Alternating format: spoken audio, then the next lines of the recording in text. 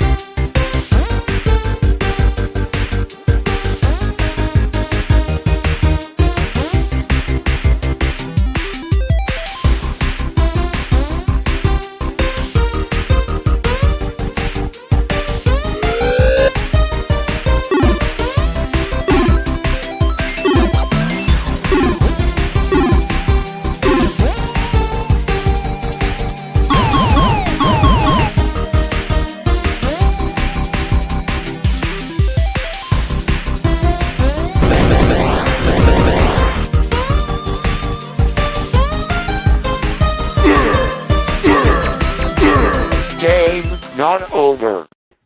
Hey, everybody. It's Wednesday night. Welcome to another episode of Indie Comics Relay. I'm your host, Keith Gleason, creator of the Mighty Mascots.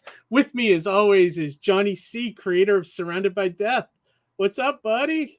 It's Wednesday. You know what that means. We're back at it again. Yeah, man. I just, was going through the schedule today, and we're honestly, we're booked every Wednesday up until, oh my God, I think like November, mid-October, I think at this point. So yeah. It's like I'm gonna have to start turning people away. It's like crazy, Well, there's just so many people we know that are having Kickstarters or debuting books, and like I say always, we always want to make the time for people to come on and promote their stuff. And I mean, particularly tonight's guest, I'm like, this was one of my favorite indie books of the last year. So like, I'm going to tell you, I had a chance to read number 1 over the weekend, and I got to agree with you. Really good stuff. I can't wait to read the rest of it. So awesome. I plowed through it all this week. So I'm like, you've read all 4? I read all 4. Oh, cool. Completely up to date. Love it. Can't wait to talk a little bit more about it. Yeah, definitely. Awesome. So yeah, you said you had you wanted to do an unboxing right at the top of the show, right? So yeah, let's see what you got here. I'm always interested in Kickstarter. So actually, this wasn't a Kickstarter. This is from San Diego Comic-Con at home. Really? Yeah, this is one of my other booth mates. So I had Chris Mays and some of his artwork last time. This is Jim Clark and one of his books. So this is actually my first time getting anything from Indie Planet, which is like a print-on-demand like option for indie comics, which I've heard of it, but I've never really like seen much of it. So this is kind of like my first experience with Indie Planet here, and so far it's look at it close. Yeah, I'd like to see myself. So far, so it looks like it's shipped pretty securely. There is a exterior mail pack, and then we got the Gemini mailer. I'm going to need some sharp assistance here. And while I'm doing this, I just also want to mention, I mean, we're under 24 hours left on the Kickstarter for Surrounded by Death. Yeah, definitely. So that's cool. We just crossed 7K this morning. Did you hit 7K? Congrats, this morning, man. Yeah. You could almost hit 8, I think, by the time it's done. I believe. You think so? By tomorrow, you get a lot of last minute people. I mean, we'll see how it goes. 8K is the last stretch goal. Johnny, if you don't hit that, I gotta say you should be really proud of yourself, because I think this was an unbelievable success for you for your first time out. Yeah, I can't believe it too, man. Yeah, like it's wild. You did a great job, buddy. So congrats on that. But so what do you got there? Yeah, check out the book from so the Indie Planet orders there. Okay. The ads in the back, but the it's all covered up here. So I'm just gonna jump ahead. It's called Scar Tissue. Or no, I'm sorry, it's called Scar. It is Scar Tissue. Okay. Scar Tissue. What kind of book? 1. It's a trade paperback, right? Okay. Yeah. All And right. basically, the concept is about a guy who gets a heart transplant from a supervillain. Oh, cool. Yeah, So it's pretty cool. Great artwork on the inside. Oh yeah, you know what I mean? Like, pretty good. Reminds me a lot of Steve Dillon. You know, like Steve Dillon's Punisher and stuff. Yeah, I love it. So I'm looking forward to get into this. This is Jim Andrew Clark. You can find him online. Go to Indie Planet and just search for Scar Tissue. What is Volume 1. What's the price on the trade? Is it like 20 or 15 or something like that? I believe this was 25, I think, but don't quote me on that. Okay. Yeah, so you can buy that right now if you go to Indie Planet. Indie Planet right now was also available through San Diego Comic-Con at home, but I wanted to very cool, give people a chance to check that out and give a big shout out to my boy Jim Clark. I love the guy. Yeah, maybe we'll have him as a guest 2 years from now when we have an open spot. That would be awesome. To have him on would be cool. Yeah, definitely. If we have the time, like you said, if we have an open spot. Yeah, right. One thing I wanted to highlight real quick too is one of the guys I had to turn away, one of our friends that was on a few weeks ago, Oliver from the Kryptonals. They're doing an Undead Border Escape or Die Second Chance campaign. Oh, okay. I told him, since we couldn't have him on again, that we would at least, come in and show the campaign and make people aware of it, Yeah. You want to run the video real quick? Let's run it. Yeah, let's run it real quick before we bring in our guest. It's 1 minute. Oh, we need audio here, Keith. Oh, no audio? Oh, hang on. Let me All right. I got it in my hang on. Thank you, Jeff Homan, on the congrats for the Kickstarter. Appreciate it, my man. Hey, Ara, good to see you in the chat tonight. Dungeons and Therapy, what's up? Yeah, here we go. All right, let's do this. Here's Escape or Die. I'm impressed. Oliver and his writer really put together something that could have been like, just another zombie tale, right, on the border. Mm-hmm. But this actually really has some like incredible depth and characters. It's fun. Awesome. It's rad. What they did with Undead Border was executed phenomenally well. You know what I'm saying? And it was good manga art. Undead Border. Escape or die.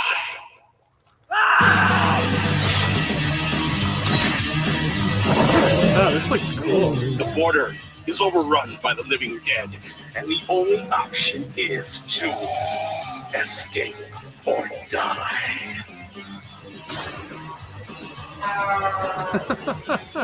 Wow, that's a great trailer. 6x6 Comics brings back the dead.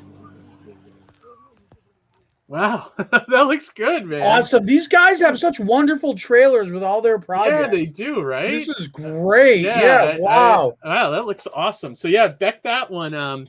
Those guys, if you want, go back a few episodes. They were on here promoting the Kryptonals, and I guess that must be their first book or maybe their last book before the Kryptonals.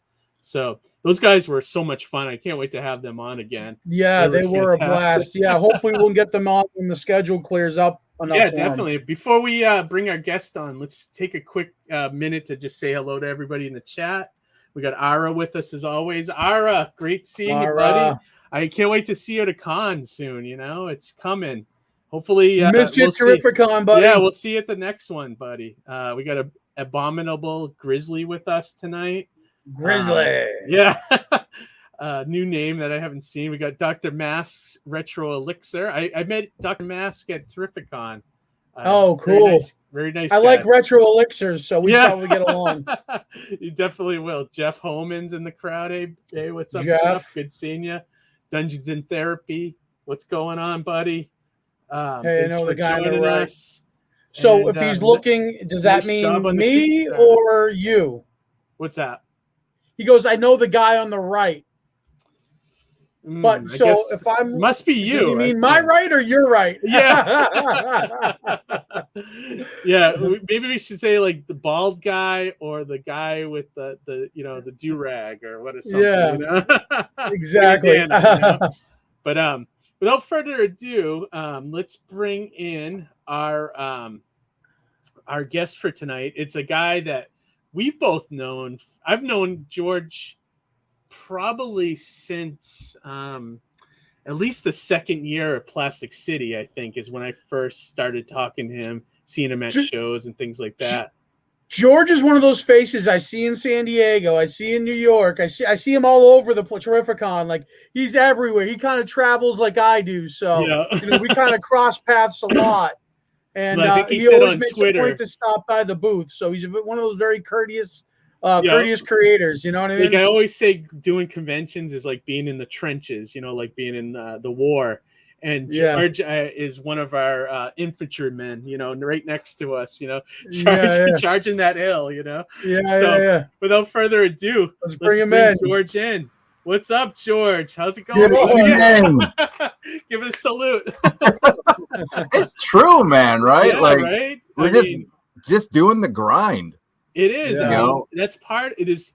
The saying, there's no such thing as an overnight success, I think is 1,000% true, right? Because it may appear like it's overnight success, but the people aren't seeing like the 20 years before that getting to that point, the lead up. Exactly. Right. So how you doing, man? How was Terrificon for you? Terrificon was great. That's one of my favorite shows to do in general. I'm always there with my friend and artist and co-creator, Griffin S. It's our, like I said, it's our favorite show to do. Every show should be at a casino.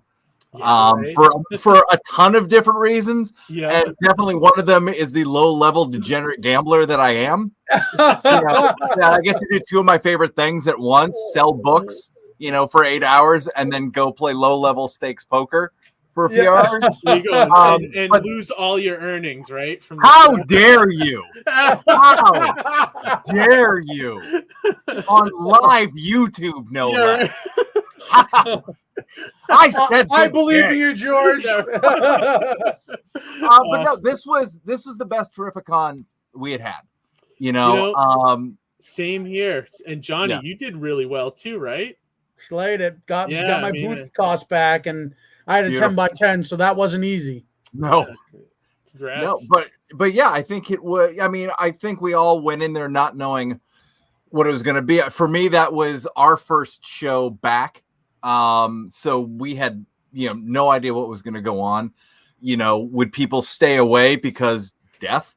Or would people show up because there was finally something fun to do, right? Like escape for a day, a weekend, a few hours, whatever. I think people needed it. It was like a release, after being cooped up for a year and a half, or some cases 2 years, Yeah. And while I never felt overwhelmed, and I don't ever think I looked at the show floor and said, oh my God, no one can move.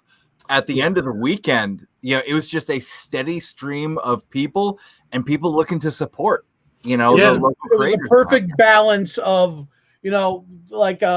Mitch had to kind of underfill the hall a little bit just to allow for social distancing. Yeah. I think that level of booth versus the amount of actually people it showed is like we had a perfect storm for like everybody doing really well that weekend. Yeah. And it was awesome.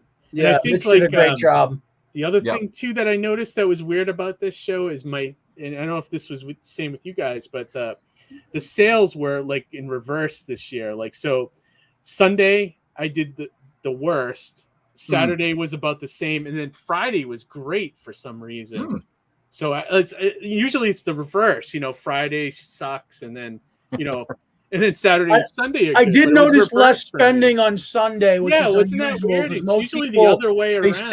They save their purchases for the end of because they don't want to carry shit around the con, right? Yeah, so they save all their stuff for Sunday. So I wonder if you had. I wonder if he had a lot of daily, people just coming for the one day. Yeah, maybe. I don't know. Who knows?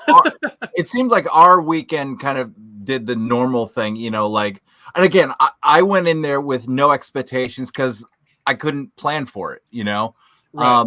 I've been keeping spreadsheets since 13. on the shows that we do, just so I can figure really? out how much. Like just so I can figure out how much to bring.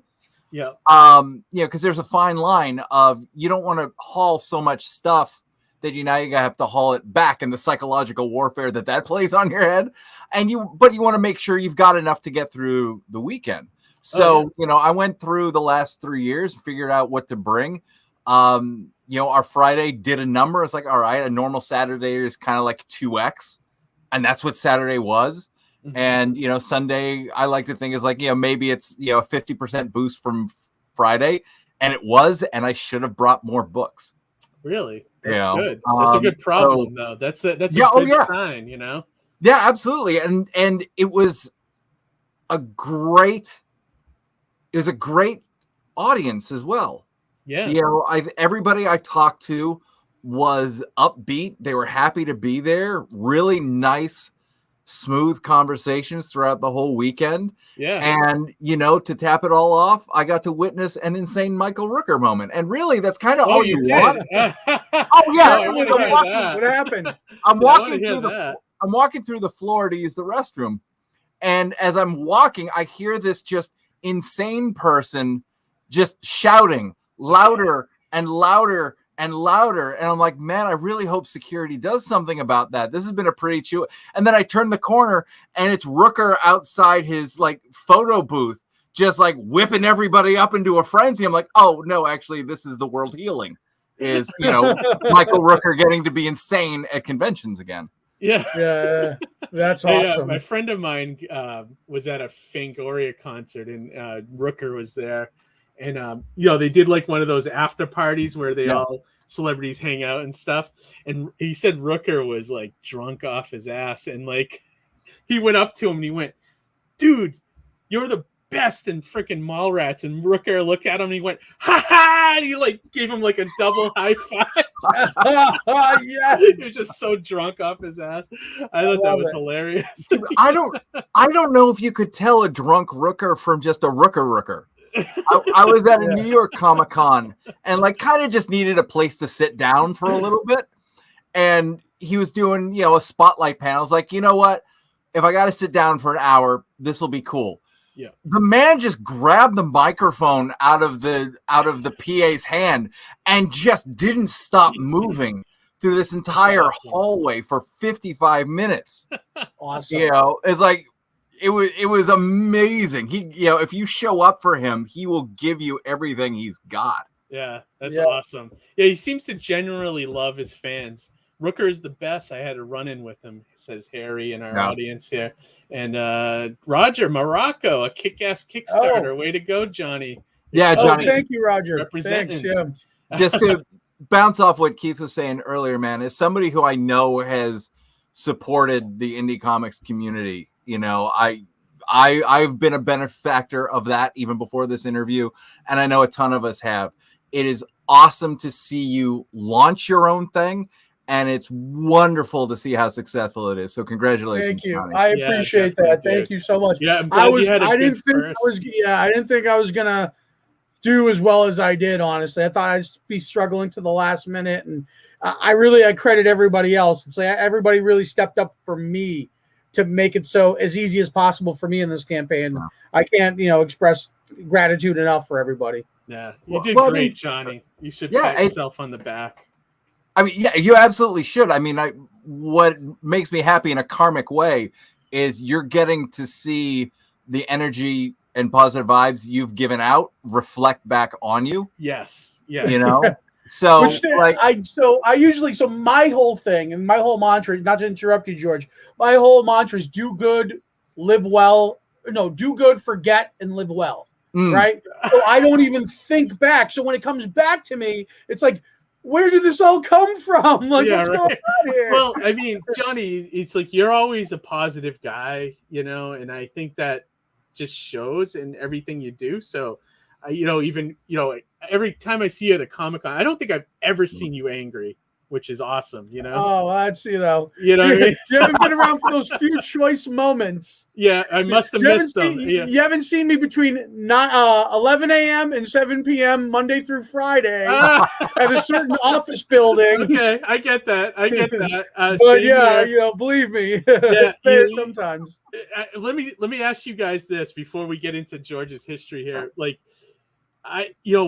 the worst, you go to these conventions for 3 days, right? And then like you're kind of like a rock star for 3 days, you know, like you're talking to people want to read your book.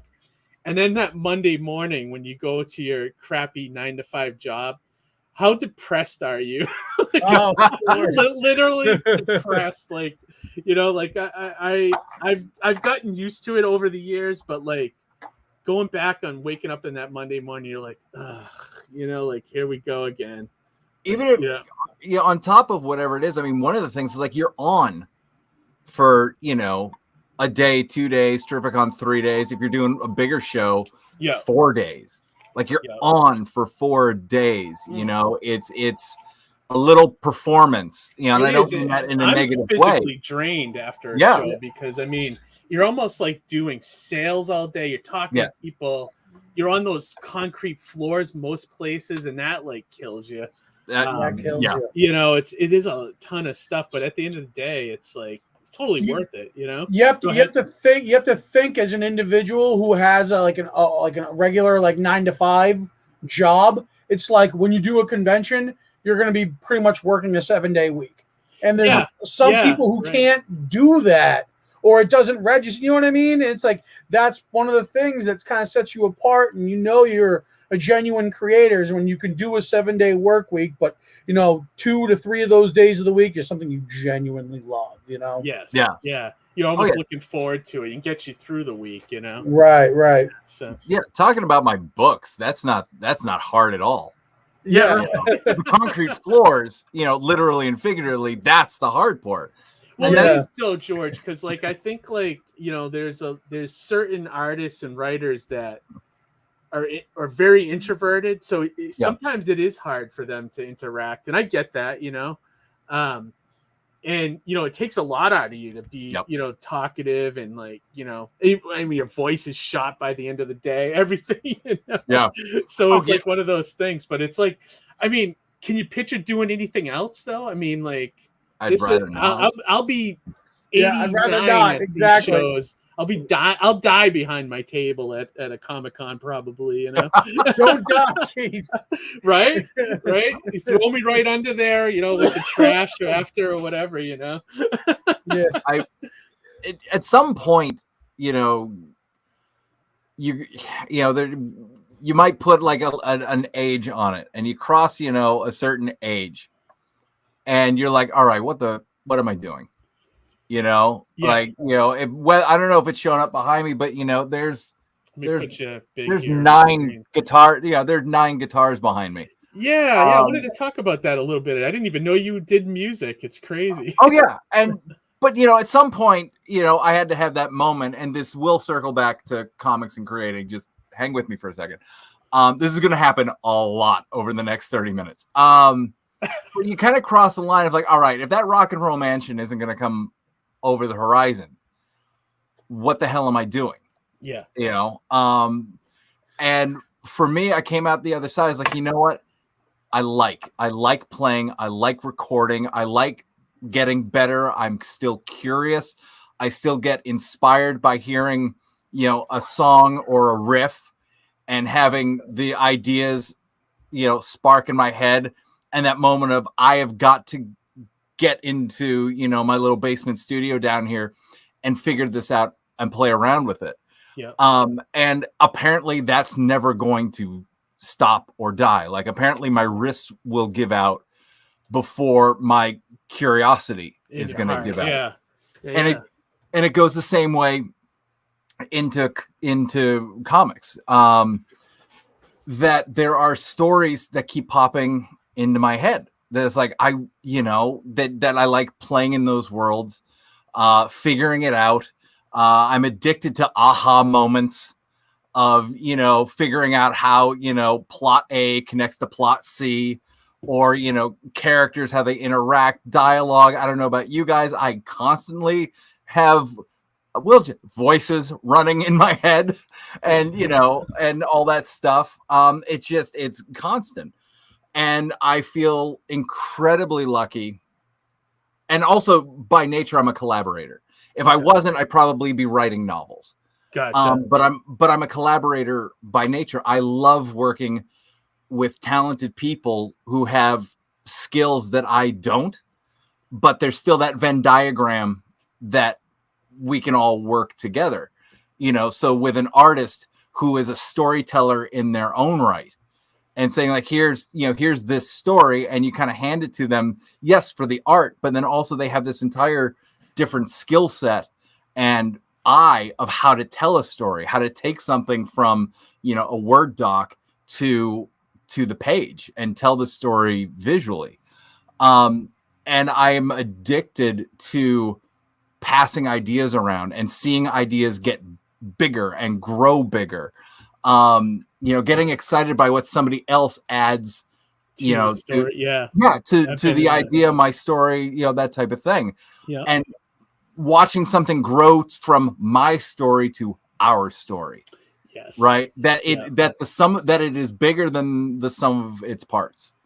Yep. And that's kind of something that I've clued into recently ish, that I think it explains why I still love making and playing in bands, and why I love making comics. Is there's a lot of crossover in that. Yeah. A lot of what you described is really the basis of Charlie's Spot. Yeah. Too, right? And that's like that was like really the wonderful part about it. Yeah, I want to get into that as well.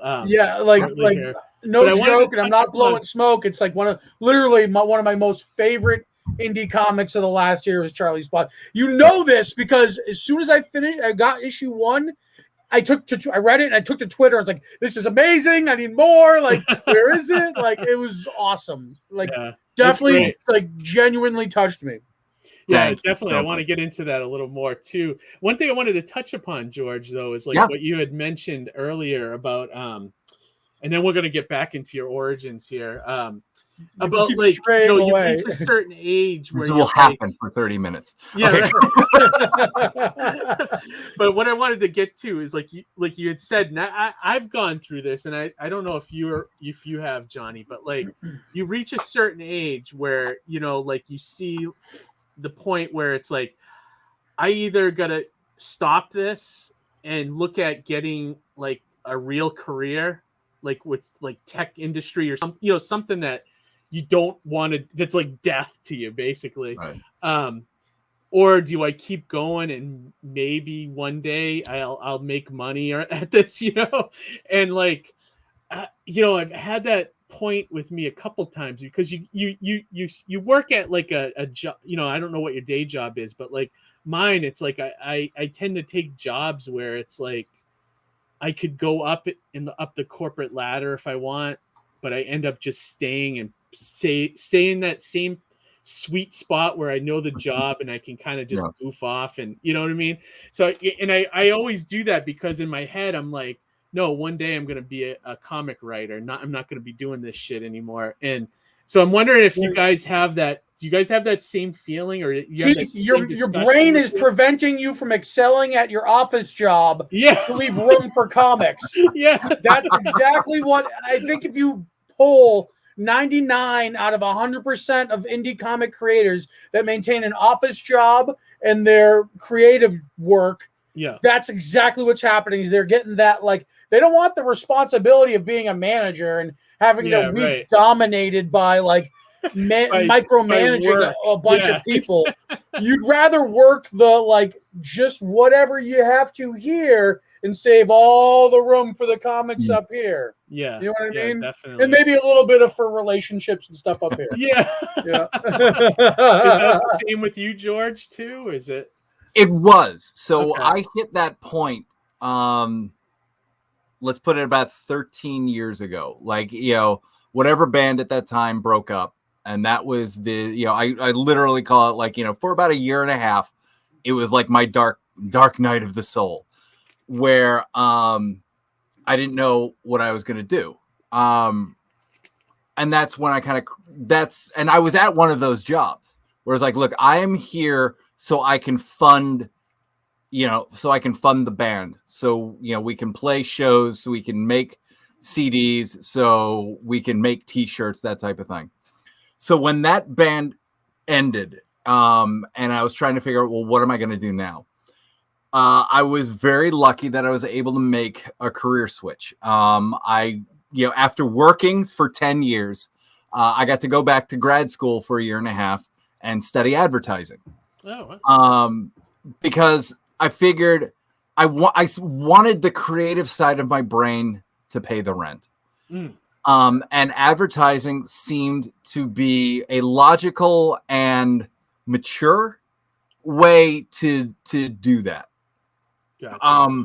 And like I said, I was in a very lucky position that I could quit my job and go to school as an adult for a year and a half. And my God, going back after working for 10 years, it was just mind altering, to finally be in an academic situation where I knew exactly why I was there, and I knew what my goal was. Gotcha. And truly for the first time, if there's an elementary school kid who knows why they're there, God bless them. That wasn't me. I think that's 98% of the population. But even through college, I was there because I kind of had to. Yes. You were just like, it was like those years when after college for me, like where you just bumbled around from job to job and didn't know what the hell you were going to do. Like it was that kind of stuff. But yeah, I know what you're saying. Like you had a purpose now, and school made sense to you now, Yeah, that's great. And no coincidence that those were the best grades that I had ever gotten at any level of school. And also hysterical and I knew it was going to be it. I was the oldest guy in this class of graduate students, and watching what 24-year-olds were stressing over. And I'm like, I have a mortgage, a wife, and a dog. I know what actual stress is. Yeah, right. You weren't worried about and TikTok. Budgeting time to write this paper isn't stressful. Right. So after that, I was very lucky that about 3 months after I graduated, I found my first advertising gig. 3 months after that, I got a really good gig. It's like, oh shit, this is what I wanted. Yeah. I count myself very lucky that the first group of people I worked with, I always kind of said had the same maturity and immaturity level. So that's key. For me, 100%, and I learned how to be a professional creative. Like we could sit out in the hallway in the common area and BS with each other for, half an hour or whatever. But then as soon as it was like, oh, we got to get this thing done, you could see these guys, and I learned how to do it. Flip that switch and it was go time. Yeah. Being professionally creative. That's cool. And so I do count myself very lucky that it might not be the sexiest way I thought it would when I was 22, but I write and I think and I pay my mortgage on time. Yeah. And I have found a way to surround myself with other creative people. And again, that's what I love. So you're kind of you're putting your writing to work, and essentially, it is writing, right? So I mean, if you break it down and it's creative problem solving. Yeah. And words are just the puzzle pieces that I use, and they're part of my brain is a dork and a nerd for that kind of stuff. Yeah. Of the mathematics of language and how to make that work. Okay. And I can, and as this has gone on, I can see how making comics has made me a better musician, has made me a better copywriter, and being a better copywriter has made me a better writer, because in the advertising space, you got 2 sentences to hook somebody. Okay. Think about a comic book page. Like you can't put a block of text on a comic book page. That's not what a comic book is. That's a novel. Right. Yeah. So being able to say what you mean, say what the story means, is it in as quickly but still emotionally possible to make sure the art, which is what makes it a comic book, gets the spotlight it deserves. It all, at least in my head, it all makes sense, and it all sharpens each other's skill. So I do count myself very lucky. And also, apparently, I just have a freaking motor that doesn't stop, because I've worked with other people who, who were in LA and, were writers and, had aspirations to, write, to be on TV shows and write. And we would kind of talk about that. What you were talking about is, at the end of the day, do you have the energy to now go be creative? Yeah. That's never been a problem for me. The problem for me is I keep getting older, which means I need more sleep. Yes. That's the problem for me, is the hours in the day and having enough burners to get all this stuff.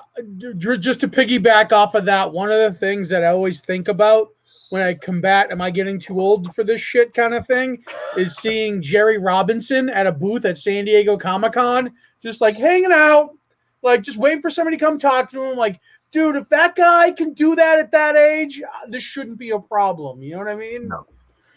Yeah, and George is modest. He shreds. Yes, yes, he does. But yeah, and you know what? These Comic-Cons, they do play two roles. Like, they can drain your battery, but man, the number of times I've walked out of San Diego or New York, and for those, I'm just a fan. Like, so I just get to absorb.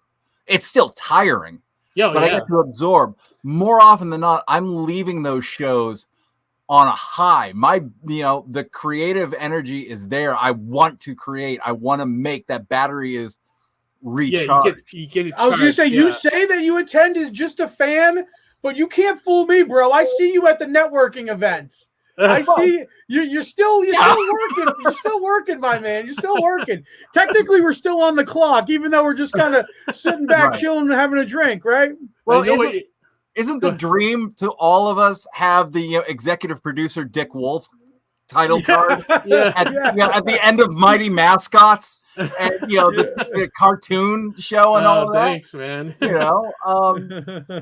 So yeah, and I think, I don't know, there's also for me, like, and this again is a dual-edged sword, that there is still the 12-year-old dreamer that owns a good part of my brain. Yes, I have figured out how to make sure the mortgage is paid. If the kid wants McDonald's, he can have McDonald's. Yeah. I'm able, to take care of Tracy. Hi, Tracy. Just everybody's fed, everybody's clothed, everybody's safe. Yes. Right? Like we've taken care of what needs to take care of. That's how I look at it too. It's like I was never the type that, and I don't know, maybe that's my upbringing, and maybe we have a similar upbringing, George, where it was like I was never the type. I could never just jump into it like some freelancers do, where they have no safety net and they're like living from job to job, and it's either feast or famine. Yeah. I can't be like that. I have to have a steady safety net behind me while I'm being creative. And it's because, like you said, you have financial responsibilities, and that's the bottom line. Johnny, is that the same with you? I mean, well, I was just going to say that one of the big things I've discovered recently is that when you put a project in front of me, that like, go write this, I'm less apt for those projects than the ones that I kind of conceive myself. Yeah. So it's just like, I almost feel like the effort is not there if I can't be like super jazzed about it. So my focus has strictly been only doing my own kind of story. I've always said that if Marvel comes knocking at my door, I only have one story to tell. And if they don't like it, well, I'm sorry. I don't know what else I can tell you. You know what I mean? Like, dude, you're better off working on your own IP now anyway. Exactly. And then that's something that I have a lot more control over. Yeah. I have X amount of budget. Okay, well, I can cover this and the rest has to go to crowdfunding, or I have to go to this and then the rest has to go to like sponsorships or whatever the case may be. But I have a little bit better control of knowing what I can afford, and also being able to do the flying around the country thing and exhibiting at the bigger shows thing, you know? Yeah. Oh yeah, definitely. So George, so we usually start the show this way, even though we're like 40 minutes into it now. Yeah. But the show's just getting started. Yeah, but we, you had mentioned, you know, that 12-year-old in you.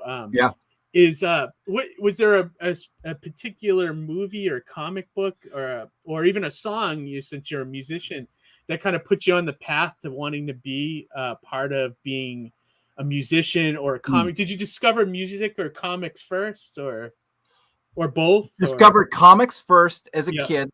My brother is older than me, so he got stuck bringing his younger brothers to the comic book store with him, for better, for worse. Yeah.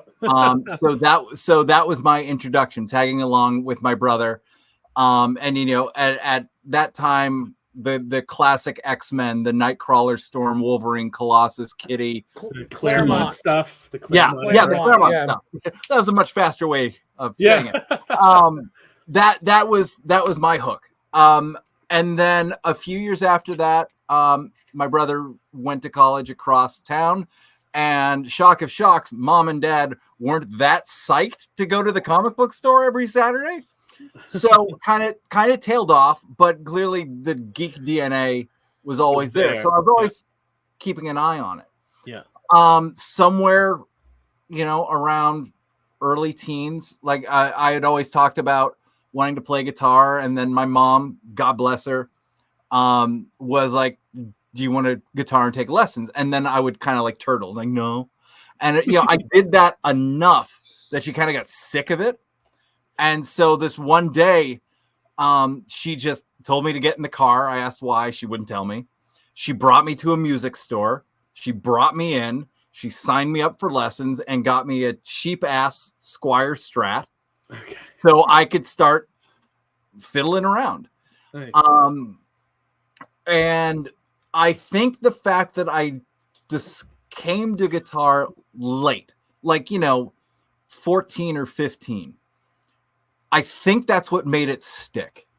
That it was mine. Nobody forced it on me. There was just a curiosity. And again, all props to Mama O'Connor. She saw that curiosity and fed it. Awesome. And so I think that's what made it stick. And, you know, this is a guy looking back 30 years later and trying to put some Psych 101 wrapping around it. Yeah. Sure. I got lucky to have some musical friends with similar tastes, miles ahead of me. But, you know, we started doing stuff together, and it just kind of snowballed from there, you know.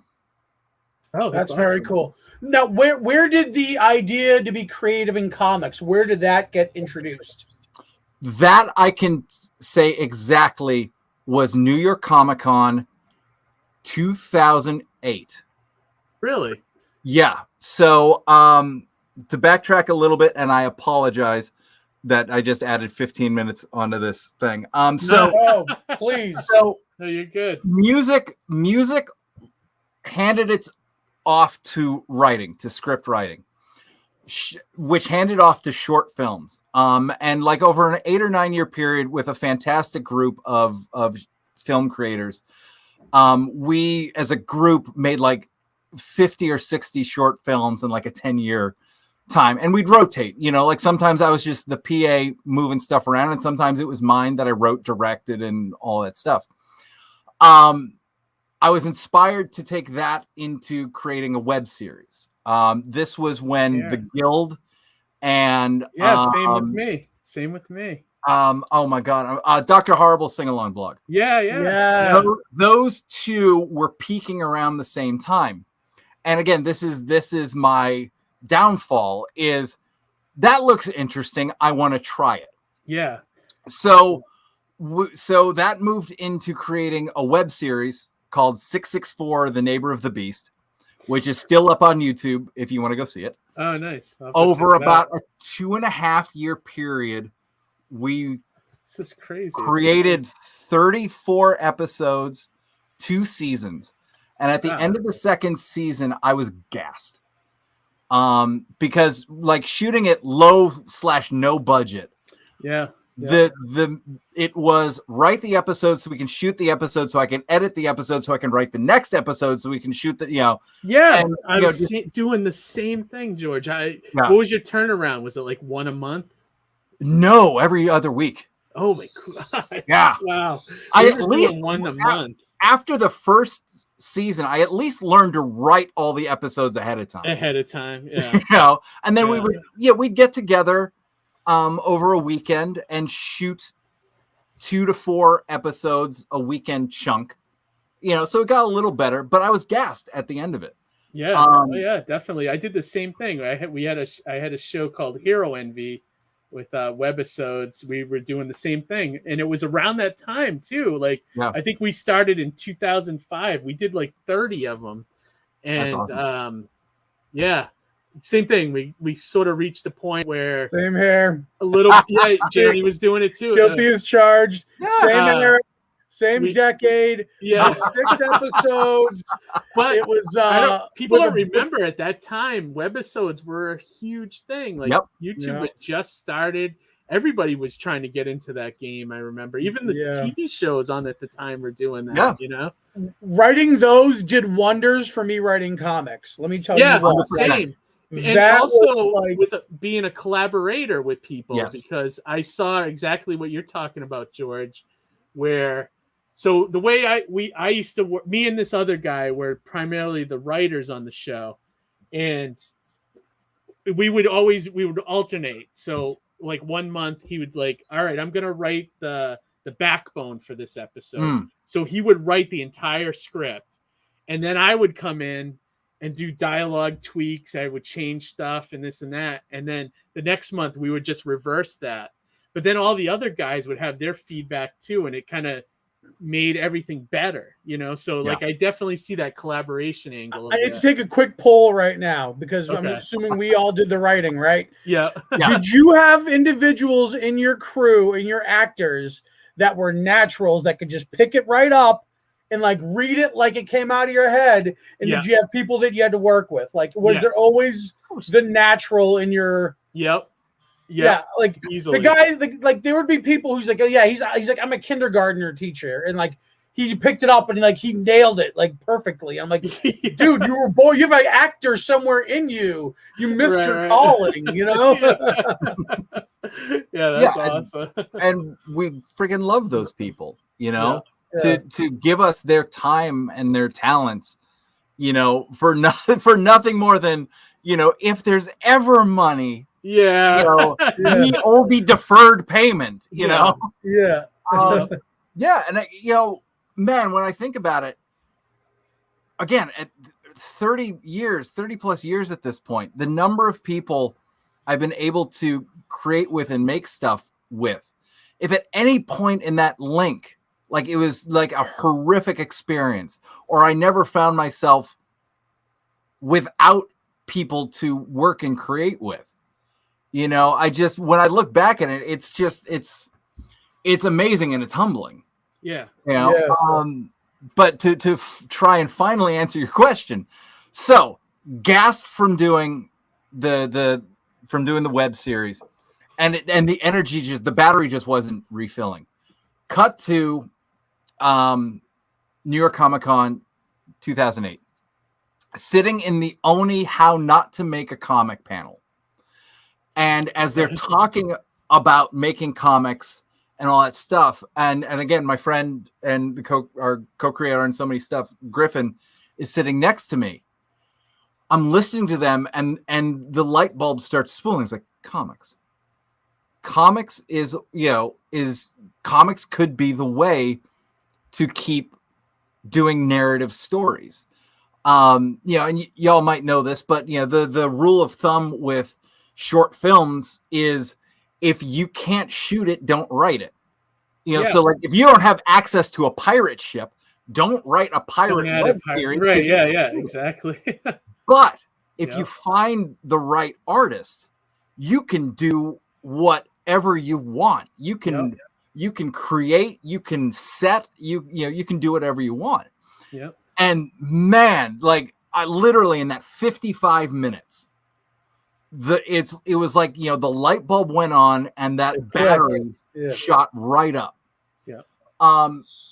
And again, all credit to Griffin, who was sitting next to me, because I started babbling. I know that comes as a shock. And I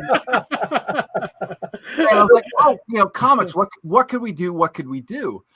And at that time, Walking Dead had just been announced that it was gonna, that they were gonna do the show. And I don't know if I'll remember at that point, everything was zombies. Yes. Right. They were, every hook, they were jamming it into everything. They were doing every twist you could think of. Yeah. So it was everywhere. And so I just went with the standards, like, well, just reverse what's popular. All right. So zombies are popular and zombies is like, there's a mysterious thing that's making everybody die. Well, what's the opposite of that? There's a mysterious thing that isn't making everybody die. And that was the first graphic novel that Griffin and I created called Healed, which is what would happen tomorrow if all life-threatening disease and illness went away today. Okay. I like that premise. Thank you. And there were a bunch of other ideas that he and I kicked around that weekend, but that's the one we kept coming back to. And so, just take it as a sign. It's like, well, if this is the one we keep talking about, maybe this is the one we push and see what happens.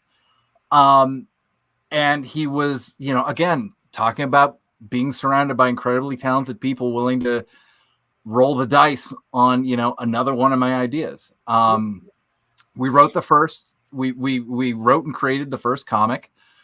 We tabled at our first Comic-Con, which it's all a blur at this point, but I'm pretty sure it was Boston Comic-Con 2009.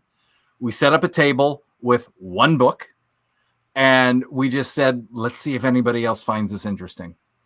And at the end of this weekend, enough people found it interesting. They were like, let's keep going.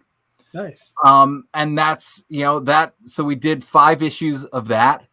That was kind of like a heavy, heady idea. And at the end of it, both Griffin and I were like, that was exhausting.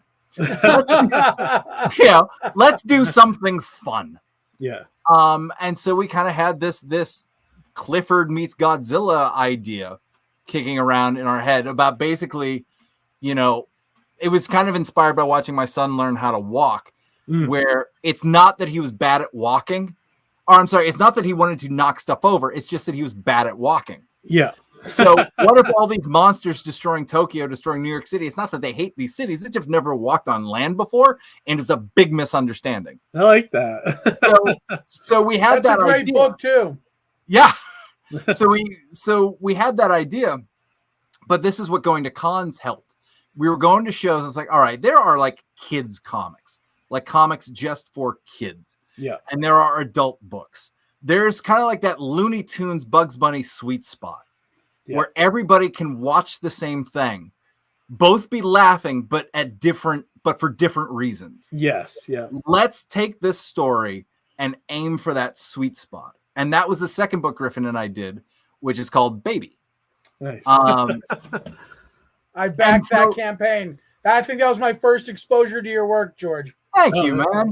Yeah. And I think that's launched 3 Kickstarters. That one book has launched 3 Kickstarters at this point. That's great, though. That's awesome.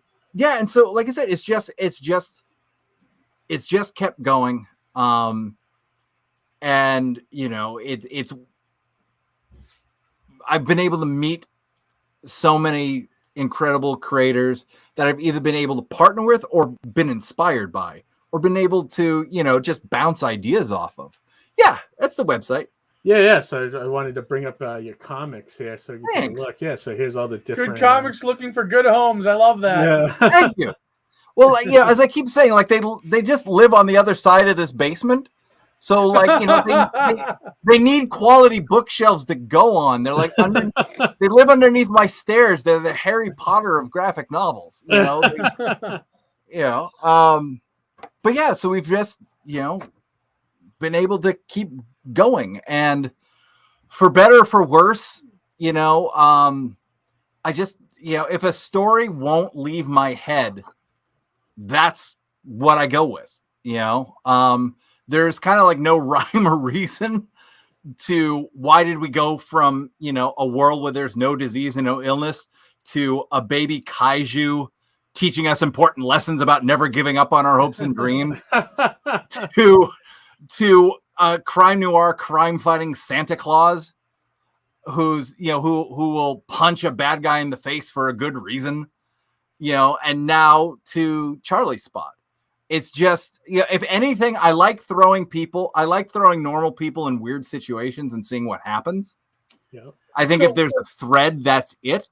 But really the thread is, this is the idea I can't get out of my head.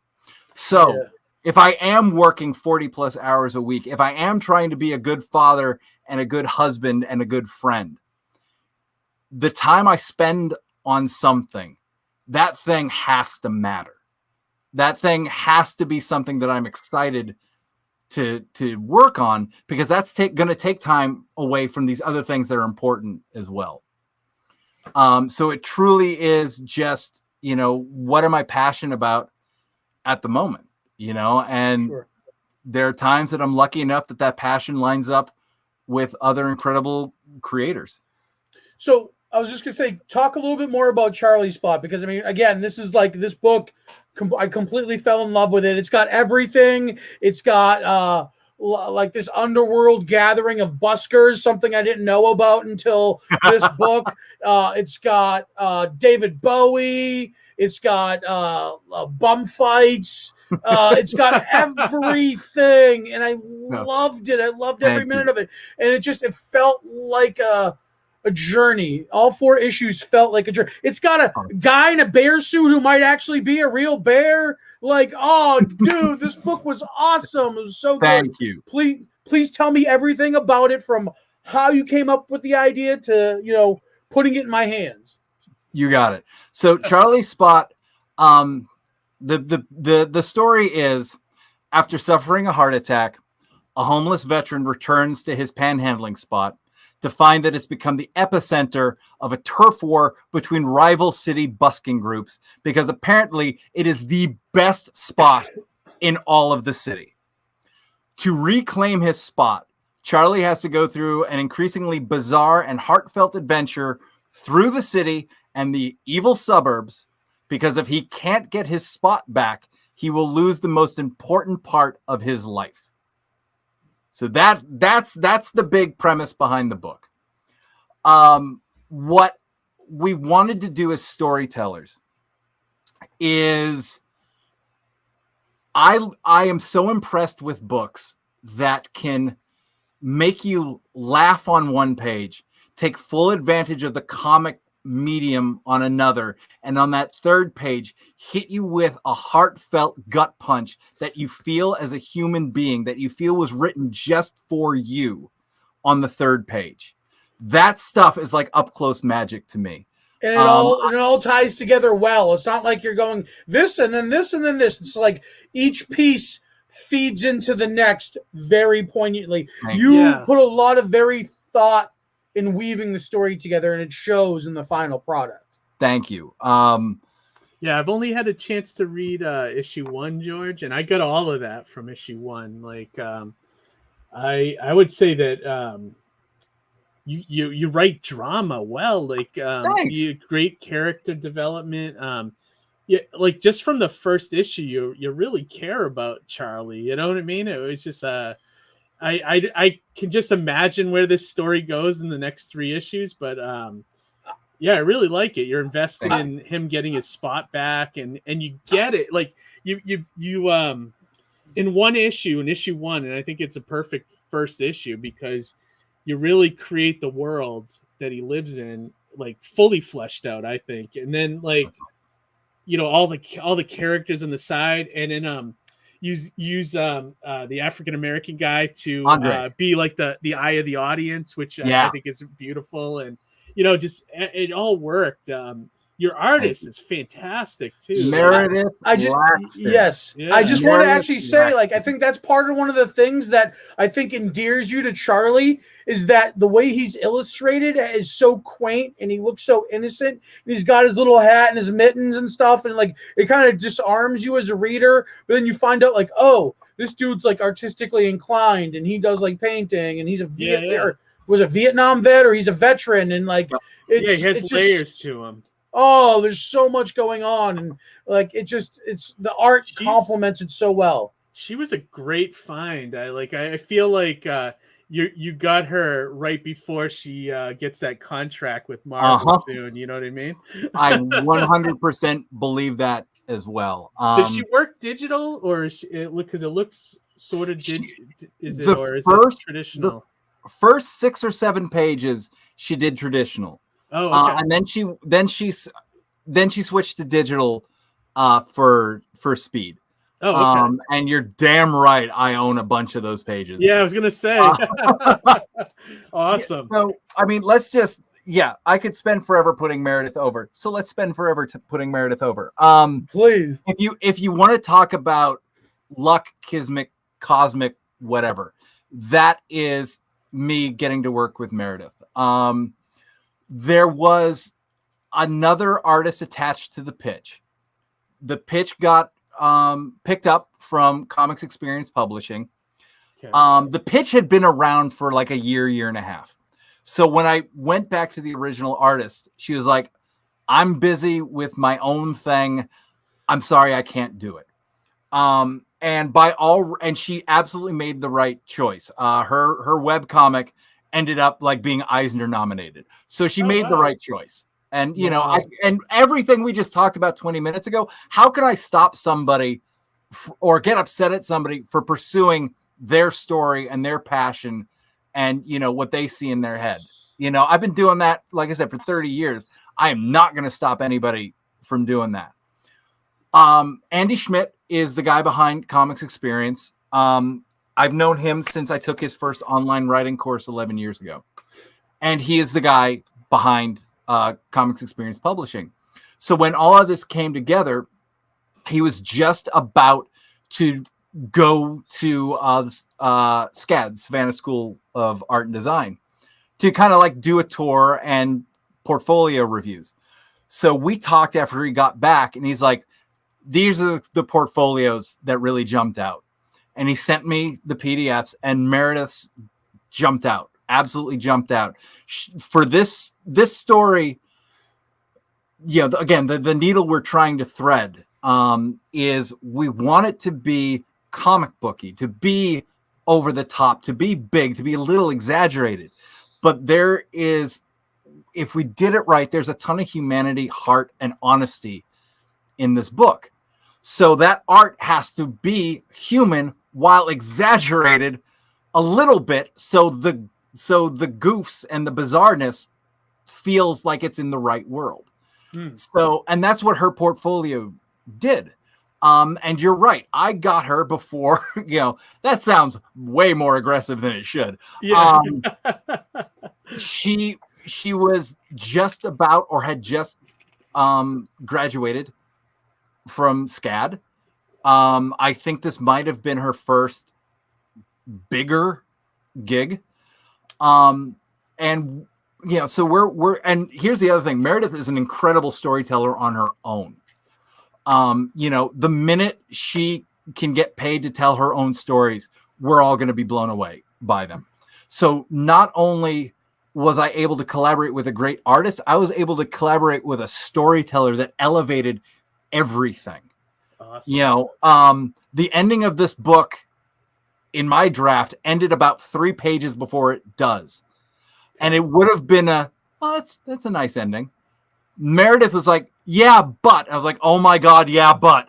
And so, you know, we add on 3 or 4 more pages, and now, you know, a triple becomes a home run. if I may be so bold. That's so wild that you say that. Now, having freshly read issue 4, Yeah, it's like you're totally right, and I like that little bit extra. And I think you even said it before, the Venn diagram, right? It's like a great collaboration. You guys fill in the gaps for each other, and that's kind of what happened here. I could see it. yeah. And Yeah, what and I just wanted to highlight this too. You can pre-order this now, Yes. and for everybody out there, some people still don't know how Diamond works, but basically you have to tell your comic store that you want this 2 months in advance, because comic stores order 2 months in advance. So basically, you just bring them this Diamond code up here, or you bring that to your store and tell them, hey, I want this entire series, and they can get it for you, pre-order it for you. And plus, I think I don't know how well it's doing, but I know Diamond just launched their pull box thing now that's going on, where you can sign up and you can just click a button and say, hey, I want Charlie's spot, and it'll let your local comic store know that you want that issue. So definitely sign up for a pull box. Yeah, here it is right here, pull box. I haven't looked at it, but I guess you can sign up and then create your subscription list there, and let your shop know, that you want this. Yeah, we got a link in the private chat, Keith, to pop up. Let's take a look. So this is if you don't have a local comic book shop, but you still want to pick up Charlie's spot, you can order it. You can pre-order it directly from Comics Experience Publishing. Oh, great. That's cool. I didn't know that they were doing that. It's great. And you can see some pages here, which is nice. And what I'm incredibly excited about with this book is, we're offering a variant cover, and in the story, so Charlie is a veteran, and one of his kind of like PTSD therapy is art therapy. It's shown that it's very calming. It helps people focus. And in the story, surrounding his busking spot are paintings of his. So what Meredith did for the variant covers is she painted, she practical painted what she interpreted Charlie's paintings would look like. Oh, really? And I want them. I need them all. I need them all. And then this is what we did after it. She had just been to an art gallery. The world had opened up a little bit, and so she got to leave her apartment and do something human. Go to an art gallery, and so she saw all the paintings just kind of hanging on the wall. So what we did is, so it's a 4-issue series. Each issue has its own Charlie painting, but it's staged. And again, she practically staged this like they're hanging in an art gallery, like they're on a string, clothespinned on the art gallery. So when all 4 of these variants come out, they're interconnecting. Oh, really? Like so they're all put them up on your wall like your own mini gallery. Yes. Very cool. Very cool. And I'm telling you, they're gorgeous. I mean, I think I saw one here. Is it showing on your Diamond? artwork available? It should be on Diamond. You might need to drop down. I thought I saw it. Was it listed as cover B? Keith, pull it up. I have to see it. It's cover B, right? Yep. Okay. Yeah. Here it is. Yeah. Hang on. Let me pull it up. Fantastic. Yeah. I love it. Oh, dude. She staged it all. So she painted this. Let me get this straight. So she painted this. Yes. And then took a picture. Is that how it? And then, but she staged all of that. Right. None of that's digital. Oh, she created the art card. She cut out Comics Experience Publishing's box. And she put it in there like a gallery piece. That's like the so cool. And then she got the cardboard and tried to do the logo. Dude, I love it. Yeah, that's I love it. Dude. So that's so good. Are you going to have some of those at your table? I will carry those for as long as I can. Oh, awesome! Yeah, yeah. I need to buy a full set because that's awesome. Yeah, what a great idea to like kind of, and like I always tell Johnny he's got a great idea with his marketing, but like this is good marketing for the book. You can tell you're in advertising, man. Yeah, I gotta give credit to Andy and Bon over at Comics Experience. They like variant covers, but they also like variant covers that don't look like comic book covers. The example they threw out was a run of Star Wars comics that looked like the old Kenner toy package. Oh, I love that. Yeah. And so we're like, okay. And, at this point, it may have been a year or more ago. Meredith and I were just kicking ideas around, and she had said something about, doing paintings, like creating Charlie's paintings. I was like, oh, that's interesting. And then, the request comes out, hey, how can we make variant covers that don't look like comic book covers? And, we had this idea, that she had thrown out. And then she goes and does this, and she'll say, she's like, I'm not really a painter. I just wanted to try. And I was like, God damn, if that's you trying. Yeah. If that's you giving it your best shot. Yeah, right. I love that she made the coffee stains too. Great? Like, perfect. So authentic. Perfect. I'm stealing a bit of her thunder. This is her story, but I want everyone to understand the amount of love she put into this book. It shows. I don't even think you have to say that. I think I got that from every page, honestly. If you pop open, if you don't mind putting that up again, put up this one. The variant. Yeah. So as she was talking through it, there's the self-portrait part of it, and then in his cap in the comic has a little pom-pom beanie. She's like, I think he would draw it as a weed because he thinks he's undesirable, that he's something that doesn't belong where he is, and maybe should get picked off. And then she was talking about that coffee stain. She's like, I also don't think he would be that precious about himself and try and protect a picture of himself. So that's why it would have a coffee stain on it, because he kind of sees it, hence himself, as a bit disposable. That's her thinking that went into that. And so it's almost like an actor when they get into their method, like getting into a part, but I love that she really thought about that, I love that. That shows a lot in the book itself too. Just the whole idea of having a spot. Like, I've seen people argue over like New York Comic-Con booth spots in the same way. Do you know what I mean? Like, Johnny, you weren't peeking in on me, were you? No. Big shout out to the Wayward Raven guys, because they do that same thing. But like there's a lot of being an independent creator permeating through the threads and the pages of Charlie's spot, and just like him being an individual who had a specific spot and his artwork and the way he displayed it, and the way he presented himself, and even that like self-doubt that we all have as creators, that's all kind of there, and depends on how we manage it. Like, it all permeates through into the character, and it helped breathe life into him, and I that's part of what I loved it so much about it. Yeah, it's fantastic. And Jerry said, "Oh my God, is she the real Charlie?"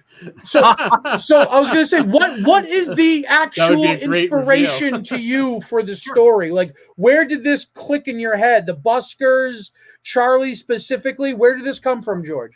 This came from 10 years of commuting into downtown Boston, right outside of Boston Common. And you would see a lot of these guys. Yeah. And if people aren't familiar with Boston Common, it's our version of Central Park, but like a lot smaller. Yeah. But if you think about those big city common parks, 4 seasons every year, I would see some of these same buskers, panhandlers, in the same place, in the same spot. And again, winter, spring, summer, fall, they're there.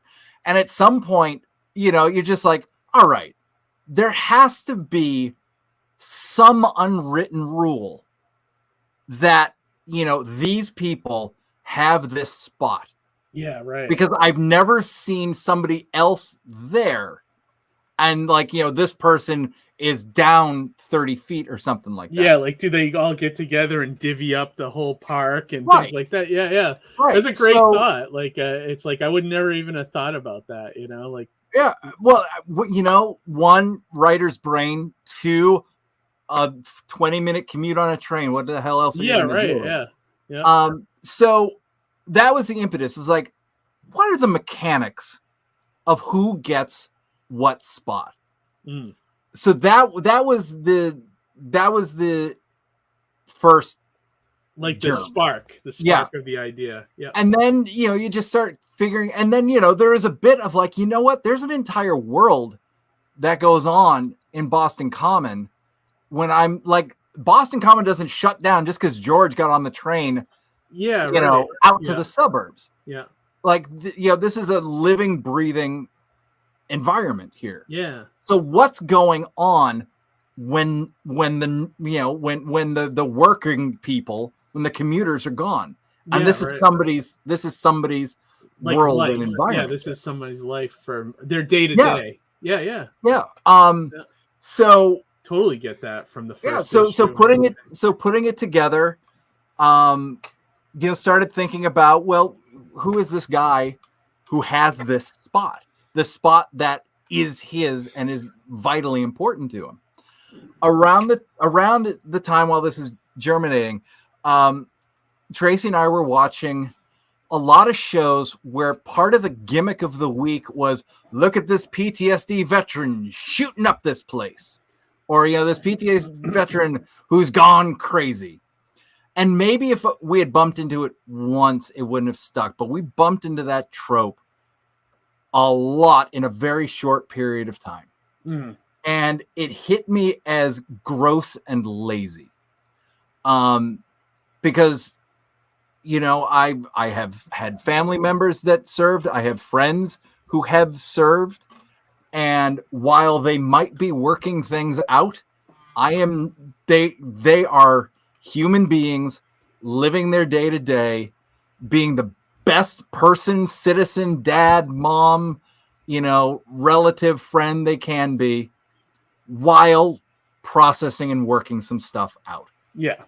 So yes, I wanted the shorthand of, everybody can understand how, someone like this would end up homeless. But let's make it 360.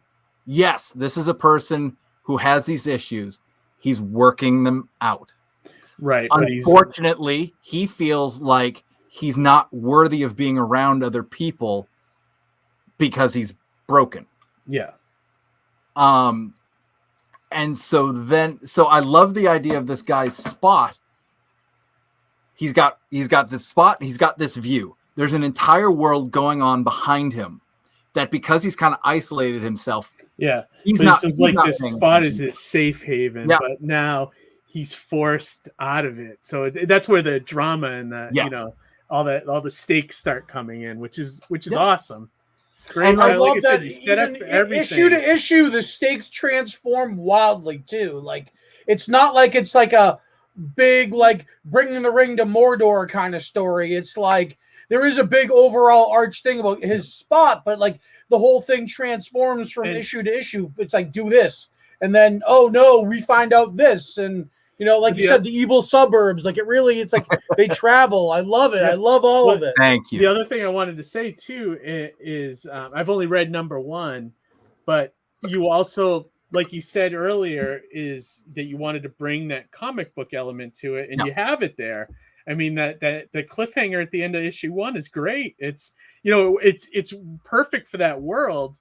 Yeah. But it's okay, I need to come back for number 2. I was already hooked, but you added that. It's almost like when you write, when they say when you write a TV show and you always have to have that mini cliffhanger before the commercial breaks. Yep. You know, it was like you nailed that. You nailed that aspect of the comic. It felt like a sitcom being told with commercial breaks in between, kind of but thing. the art is so dynamic though, and it's perfect for the comic, I think. And it's like, you know, there's a lot going on. Her storytelling is really great too. Like, I think her acting, her she knows camera direction. She's like a seasoned professional. And this is her first comic, or she's done other things? I don't want to, you know, her so Twitter. While Charlie Spot has been gestating, she did do a graphic novel with Joe Illidge, who's, you know, famous for being an editor and I think writer at DC.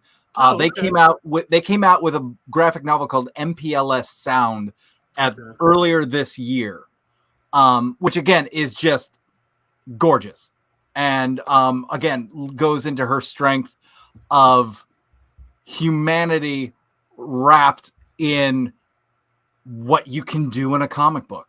That's awesome. You know, the magic, the bizarre, that the medium allows. How was how was your pitching with comic experience? Did they love the story right off the bat when you brought it to them? They did like it. Sorry, that just felt really like, they liked it. I'm working on I'm working on taking compliments. I'm creative. Yeah. One of our Well, no, the reason I asked George is because when I pitched Mighty Mascots, I didn't get it. I didn't get the contract right away. It was like I had to go back to the drawing board and fix a few things. Like, was it the similar situation, or did they already here's the contract. We want to put this book out. Was it like one of those situations, or? Yes, but Andy did make some great suggestions. Mm-hmm. You know, there was some bizarreness. There was some magic in the pitch. He's like, lean into these things. You know, if you're going to be bizarre, you know, take those moments and push them. If you're going to have this magical element, take it and push it. Okay. Which is great, because I think my natural instinct is to be grounded. So it was great to have somebody go, I like what you're doing. Here's your permission to do more of it. Gotcha. And I think it was Meredith who, you know, and David Bowie does play a role in our book. Okay. Awesome. Okay. And I think awesome. She brought up the idea of, well, how about this David Bowie, you know, type of character doing X, Y, and Z? And that would never have been something I came up with on my own. But I was like, all right, you know, if we're looking to push bizarre and magical, why the F not put David Bowie into our book? Harry said that he wants to know if there's any rival gang dance-offs in the series. Almost. Yeah, almost.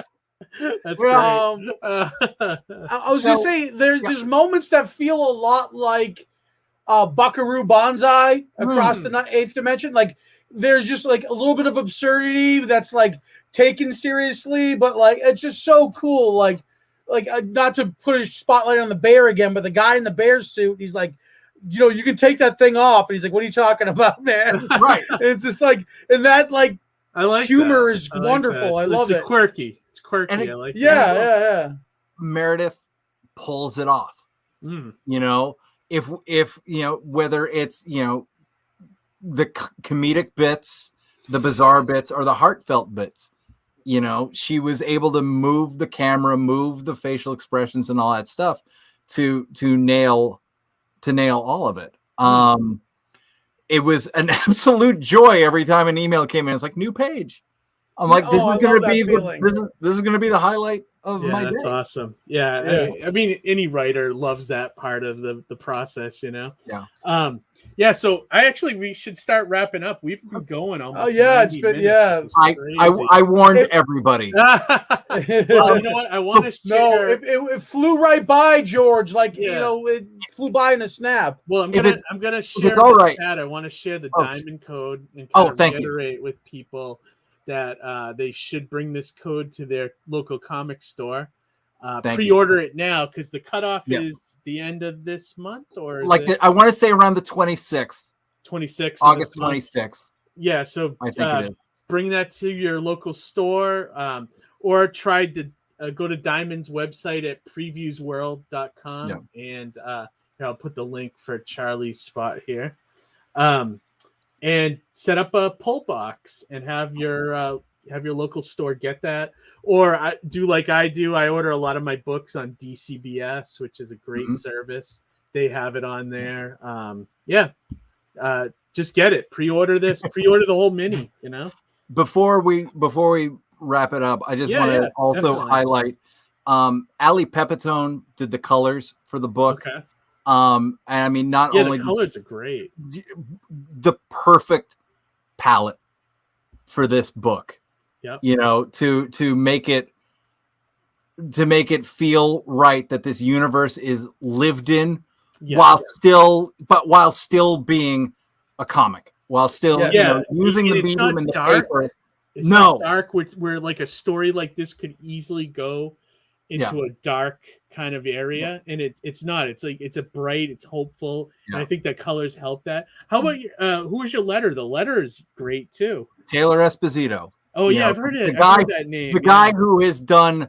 You go you go to any artist alley and you'll find a bunch of us with his work there. Gotcha. You go to your local comic book shop and he's on Image, on Dark Horse, on DC. I knew it was a professional guy. It just looked so good. I consider him one of the big three: Micah Myers, Justin Birch, or Taylor Esposito. It's one of the three, right? Yeah. I was originally going to letter it. And the lettering, I didn't know you did lettering. I can. I'm fine. My lettering is fine. You will never pick up my book and go and put it back down. We've all been to artists. We all know artist alley tables where we've picked up a book and gone, oh no, and put it back down. Lettering really breaks or makes a book. It can. It's But after seeing what Meredith was doing, after seeing what Ali was doing, and I brought on Rich Duick, who is a friend of mine. He's also a fantastic writer on his own. I brought him in as an editor because I wanted to be as good as I could for this. Rich, is that the guy that's done some stuff for IDW? Yep. Okay, yeah. I think I've read some of his books. He's fantastic. Yeah, he's fantastic, and he's a super nice guy. Is he local? I don't know if I ever New York. Oh, he might be in New Jersey at this point. Oh, okay. But he's New York area based.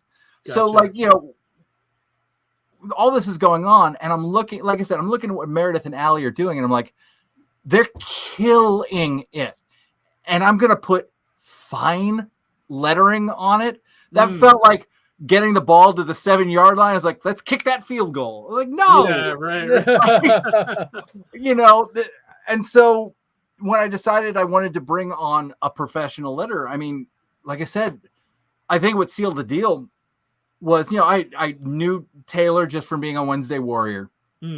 I was going through, a show, looking through somebody's book, and it was a grinder as an artist alley creator, and the letters looked fantastic, and it was Taylor, and that was it. It's like, all right, if he's going to do this work for the guy who is printing 25 of his copies to bring to the show, as good as he's going to do, DC Dark Horse Image that they're printing, thousands of. Yeah. This is the guy who will take us who will take us into the end zone and really package this thing up. I'm glad that you didn't skimp on that because, like a lot of people just was like, oh, it's a balloon with words in it. Don't even need. But there's a certain design element to it. Is an art lettering. form. It really is. On its own. Really is. I agree with you 1,000%. Yeah. Again, they killed it as well. I just wanted to, make sure that they get their due as well. I'm proud of you. I think this. I love going to be. I think this book's going to do well for you. I hope so. I just hope a lot of people pick it up. I hope it gets into a lot of stores. That'd be great. I'm looking forward to the TV sitcom when it comes. That'd be great. Yeah, I could see it. I could see it. I could see I it can totally working. see it. Yeah, There's definitely. so, because we're dreamers, we can't not think about what the Netflix version of Charlie's Spot looks like. Yeah, But yeah. I mean, the world is huge. The characters that even if you see for a couple panels, there's enough there that that could could do something with. Yeah. Yeah. And So don't let those TV execs let him become a PTSD maniac that's shooting. Yeah, no. It's got to be. I envisioned Dan Harmon produced NBC Thursday night primetime. That's where I see that. Yeah. Which makes sense, right? Because you think about like a show like Community. How bizarre was that? How funny was that? Yeah. And every now and then they would hit you with some true, honest humanity that was earned. Yeah, right. Definitely. Like, I promise everybody that we've been talking about this the way we've been talking about it. It's a comedy. Yeah. Like, I want you feeling good. I want you enjoying this read. And every now and then I want to make you cry. Yeah. But, I like that. That's all I want. Charlie had a good question. David Arquette plays Charlie. Yes, I love that. That's a great. That's actually a good one. But yeah, this would be a good way to wrap up. Did you picture anybody in your head with who would play him in the? Because I am a DIY guy at heart, and this is actually a great way to wrap it up. Being surrounded by incredible friends, I have a friend named Arthur Laurie who was one of the stars of 664. Neighbor of the Beast.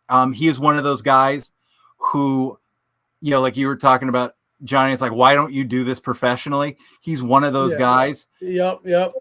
Nothing would bring me greater joy than to shoot something with Arthur as Charlie. I've seen it in my head. This project, Meredith and I have been working on this for almost 2.5 years. This has lived in my head even longer than that. I have seen Arthur as Charlie for years, and I can see it right off the bat. But let's not get ahead of ourselves. Johnny, this is not a movie pitch. I know a lot of people will come into comics. It's like, well, I couldn't sell my screenplay, so let me turn it into a comic book. No, I didn't get that so feeling. It can become a I screenplay. didn't get that feeling from it at all. I was just going to say, George, if you ever film anything personally for Charlie's Spot, I nominate myself as a PA for you. Like, thank you. Bring coffee to the set, rearrange lights, whatever. Bring the coffee. Wear a bear suit. Bear suit. I'll do the bear suit. But if you ever want to film something like that, dude, I nominate myself. I would so love to be a part of that film. Thank you. Johnny, who do you picture as Charlie? Who do I picture as Charlie? Yeah.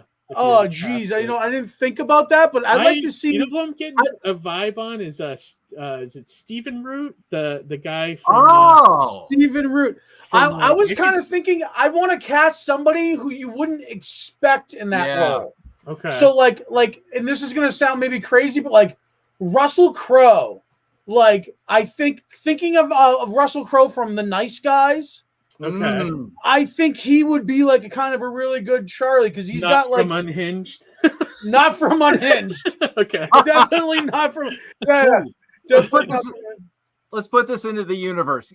When it's not DIY, when it's Netflix picking up the bill. Bryan Cranston. Perfect. Oh yeah, that's kind of perfect too. Yeah. Bryan Cranston would actually be pretty perfect. Dwayne Johnson. Yeah, just put Dwayne Johnson with the mittens and the hat. If we wanted to make $1 billion,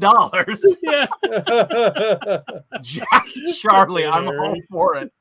Yeah. Oh, God, that's funny. But anyways, I see it. I think it could be. I think it could go to a next level on something, But if it just stays a comic, I think it's a great piece of work. I think you'll have a great graphic novel to sell for years to come. Oh, can't wait for that graphic novel collected edition. The more conventions you do and everything, you could be selling this 10 years from now and still find new readers. You know what I mean? So guarantee it. Yeah. Like I said, this was absolutely a labor of love. A lot of stars had to align to get it just even made. So, and again, like working on this for as long as we have, it's been done like for so long, just waiting. That I'm just thrilled that, you know, at Terrificon, I got to show it off to the general public for the first time. Yeah, I was impressed when I saw it. I was like, wow, this is great, you know. So thanks for giving me a copy, by the way. Of course. Yeah. Of course. Thank you. And then if anybody wants to check it out, I put up a bit.ly link where you can download that ash can. So it's a seven-page preview. Chat, or where can people pick up the link? It is bit.ly/Charlie Ash Can. All one word. Bit.ly /Charlie Ash Can. Charlie. Awesome. We'll make sure we add that link. Yeah, we'll add that link in so that way people can check it out.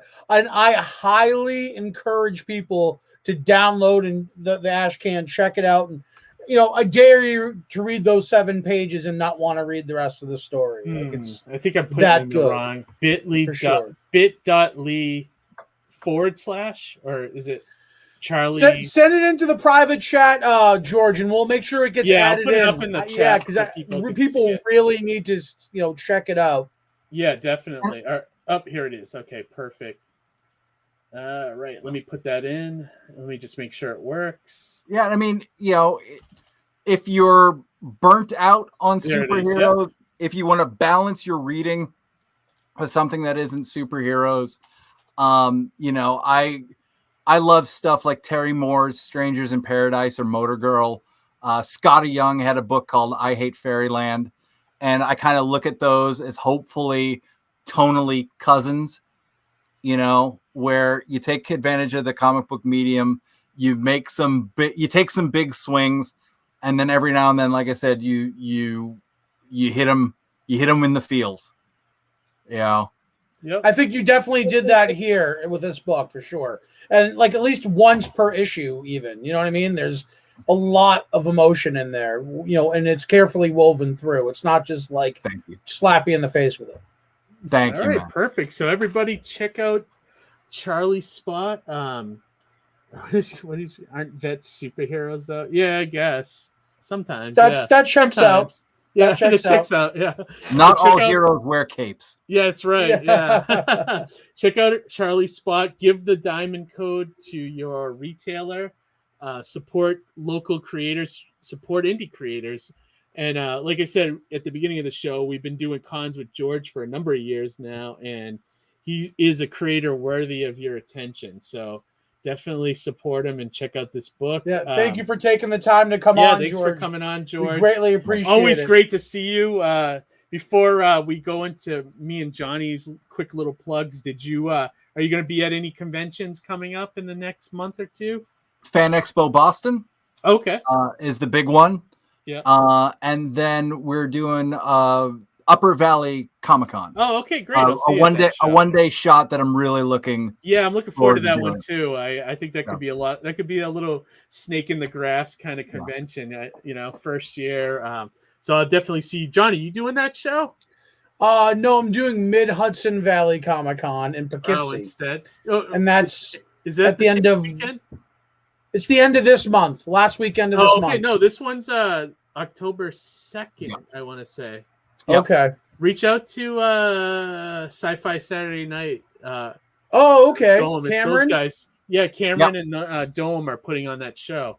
Cool. First year. It's going to be cool. It's going to be like a little, you know, they one day show. Me for a lot of info, so I think they're gonna try Love those one-day shows. One and done. Exactly. Sunday to yourself. One and done. And creator they're focus. Kind of, approaching it from the Plastic City kind of level, so it should be pretty good, I think. Cool. So check that one out. Johnny, when's the Kickstarter end? 17 hours to go. Nice. So 17 hours. 17 hours to go. Johnny yeah. What's the name, Johnny? What's that? What's the name, Johnny? What's the name of the book? Surrounded by Death. Search for it on Kickstarter. Actually, yeah, we could probably put it up here real quick. Absolutely. If you weren't a day one backer. Yeah. Well, you know what I wish? I wish Kickstarter would do. The one thing I like about Indiegogo over Kickstarter is once you hit your goal, you keep the campaign open and continue taking money. I really wish Kickstarter would do that because I think their creators are leaving money on the table. I think the way the Kickstarter model, I mean, this is my first go around, so I really can't tell you one way or the other, but I feel like the campaign ran its course. So I'll be surprised if I get a little bit more before the end there. The thing is, Johnny, the thing that you're missing is so you probably have people that want to back it, but that might not have money right now. You know what I mean? But in a month time, they'd be like, oh yeah, now I can get it, so it's like right. I'm already worried about the charge-offs, you know what I mean? Because there's usually like a dip, right? So, you mean like chargebacks where they kind of cancel it and refund? Chargebacks, yeah. There's a little bit of that. I mean, there's a little bit, yeah. Run into the one thing you'll run into, and I hate to say, you're probably going to lose a few sales once the campaign ends, because then when Kickstarter goes to get that money, sometimes those credit cards are a little bogus. Well, basically. A 5-day window, right? Don't they give right. A 5-day window kind of thing? Yeah. So back Surrounded by Death, we got 17 hours to go. Johnny is already over his goal, so that's awesome. And you have 147 backers, dude. That's awesome. Yeah, you got a lot of stuff to mail out, dude.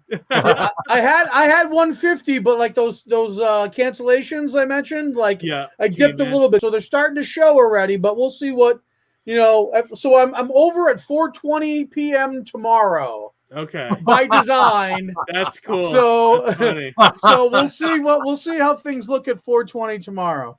That's awesome. No matter what, I'll be smiling. Yeah, that's awesome. So back, Johnny. This is pretty much the last day to do it, and then last chance. I'll talk to you next Wednesday on how it ended and everything, and go from there. Also, I wanted to highlight real quick a new Indiegogo that I'm going to be helping out here with some lettering. It's a new project called Spells and Superheroes. It's like if an evil dungeon master had taken a bunch of superheroes and trapped them into like a Dungeons and Dragons type game. I remember you showed this one before. Yeah, this looks really cool. Yeah, it reminds me of the Dungeons and Dragons cartoon. Doesn't it a little bit? But with superheroes, yeah. Yeah, it looks really fun, and they're doing some fun stuff with the campaign too. They're like they're making like maps, like like Dungeons and Dragons maps and things like that. And cool. In the comics, they're like mini comics, I guess. So, and they're not asking for a ton of money, so they're almost there. They're 72%. So, I'm gonna be lettering this project, so I'm looking forward to that. And this looks like a lot of fun, so definitely check that one out. All right, that's it, guys. That's it. I'm it's at the end of the convention right now. I'm ready to go to sleep. I'm ready to go to the hotel room and hit the bed. Take a shower. Go to Diamond. Go order Charlie's spot right now. Yeah, and definitely if you see George at the show, come up and see him, talk to him. Look at all his books. You guys been doing a lot of good stuff, so definitely check them out. That's it for us for now. I forget. I know at the top of the show I said we're going weekly for a little while, so. We're weekly. We're weekly, dude. We'll just call it like it is. We're weekly, Keith. We're weekly. Escape. We're here for it. George, when we started this show, we were like, we're gonna do every other week so we can have a week off. Yeah, it hasn't been that way in 6 months. Too popular, right, Johnny. Yeah, too popular. I guess it's a good thing. So I mean, you guys know, at this level, what you're doing for me, for everybody else, it's huge. The game is getting in front of people we normally wouldn't be able to get in front of. So thank you. Thank you for this hour and 40 minutes. And our pleasure. Thank you for helping boost the signal for everybody. Yeah, that you have. Definitely. definitely. Yeah, And we for appreciate people that didn't watch it live, it'll be on the channel tomorrow for sure consume. We'll share it around. Podcast. I want everybody to read Charlie's spots, so I'll make sure people know about it. Yeah, definitely. All right, guys. So let me wrap this up, and we'll be back next Wednesday with another episode. Until then, have a great week, and we'll talk to you soon. Bye.